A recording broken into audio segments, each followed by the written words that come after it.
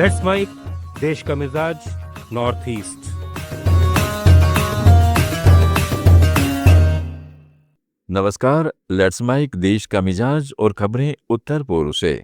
सिक्किम में पुलिस महानिदेशक अक्षय सचदेव ने एलपीजी गैस सिलेंडरों की जबरदस्त जमाखोरी और ओवर चार्जिंग की शिकायतों पर सख्त कार्रवाई का आदेश दिया है। राज्य के पुलिस प्रमुख ने सभी जिला इकाइयों को निर्देश दिया है कि वे एलपीजी सिलेंडरों की असल उपलब्धता होने के बावजूद कुछ लोगों द्वारा कृत्रिम कमी पैदा करने और उपभोक्ताओं से अधिक दाम वसूलने जैसे मामलों की गंभीरता से जांच करें और दोषियों के खिलाफ कानूनी कार्रवाई करें। अधिकारियों से कहा गया है कि वे फील्ड में निरीक्षण बढ़ाएं, सुनिश्चित करें कि सिलेंडर उपभोक्ताओं तक सही ढंग से पहुंचे और होर्डिंग या डाइवर्जन रोकने के लिए चेतावनी जारी करें। पुलिस ने यह भी कहा है कि खरीद बिक्री में अनुचित तरीके अपनाने वालों के खिलाफ तुरंत कार्रवाई की जाए।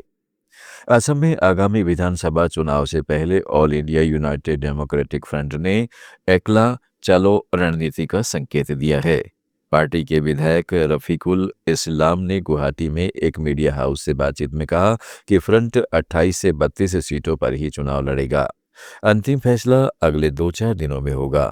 उन्होंने साफ किया कि उनकी लड़ाई बीजेपी के खिलाफ है और वे एंटी बीजेपी ताकतों का समर्थन करेंगे। पार्टी ने किसी चुनाव पूर्व गठबंधन से इनकार किया है। फ्रंट स्वतंत्र रूप से चुनाव लड़ेगा और अगर सेकुलर एंटी बीजेपी सरकार बनी तो उसे बिना शर्त समर्थन दिया जाएगा।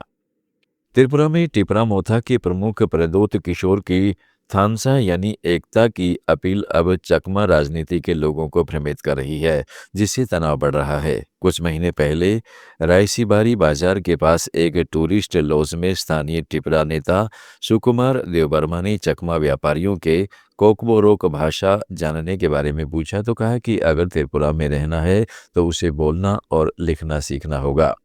इससे चकमा समुदाय में हंगामा मच गया। इस बार प्रदोत ने सुकुमार को फटकार लगाई और माफी का वीडियो सोशल मीडिया पर डलवाया। लेकिन दक्षिणी त्रिपुरा और धलाई जिलों में चकमा और मोग जनजातियों में अब भी असुरक्षा का माहौल है। मेघालय के पश्चिमी गारो हिल्स जिले में प्रशासन ने अनधिकृत ईंट भट्टों पर तुरंत प्रतिबंध लगा दिया है। जिला मजिस्ट्रेट विभोर अग्रवाल ने आदेश जारी किया है कि ये भट्टे बिना पर्यावरण मंजूरी के चल रहे थे, हवा में प्रदूषण बढ़ा रहे थे और मजदूरों व स्थानीय लोगों की सेहत को खतरा पैदा कर रहे थे। राष्ट्रीय हरित न्यायाधिकरण के निर्देश के बाद यह कदम उठाया गया है।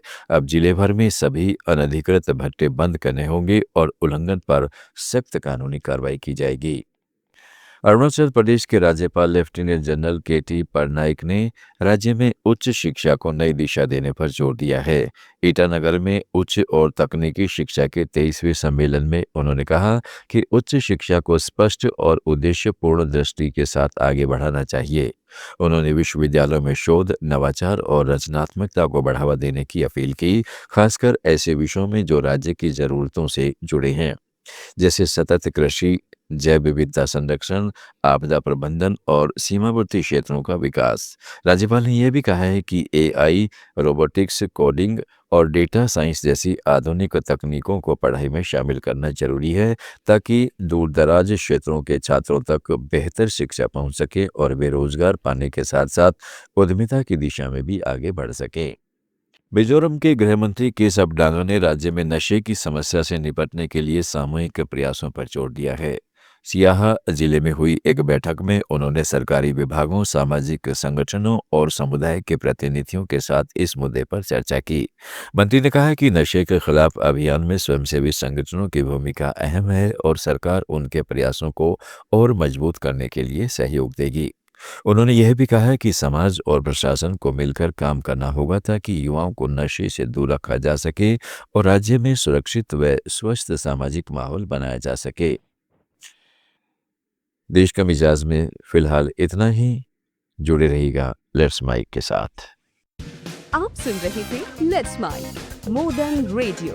फॉलो कीजिए हमें हमारे सोशल मीडिया प्लेटफॉर्म्स पर।